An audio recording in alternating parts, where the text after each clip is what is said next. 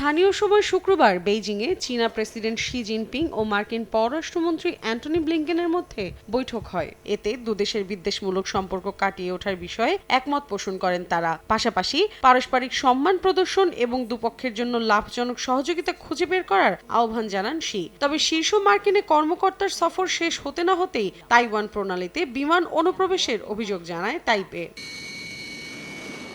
শনিবার স্থানীয় সময় সকাল 9:30টার দিকে SU-30 যুদ্ধবিমান সহ 22টি সামরিক বিমান শনাক্ত করে তাইওয়ানের প্রতিরক্ষা মন্ত্রণালয়। এর মধ্যে 12টি তাইওয়ানের উত্তর ও কেন্দ্রের মধ্যরেখা অতিক্রম করে। তবে এ বিষয়ে চীনা প্রতিরক্ষা মন্ত্রণালয়ের সঙ্গে যোগাযোগ করা হলেও তাৎক্ষণিক কোনো প্রতিক্রিয়া জানায়নি বেইজিং। পাল্টা পদক্ষেপ হিসেবে নিজেদের সেনাবাহিনীকে সতর্ক অবস্থায় রাখে তাইওয়ান।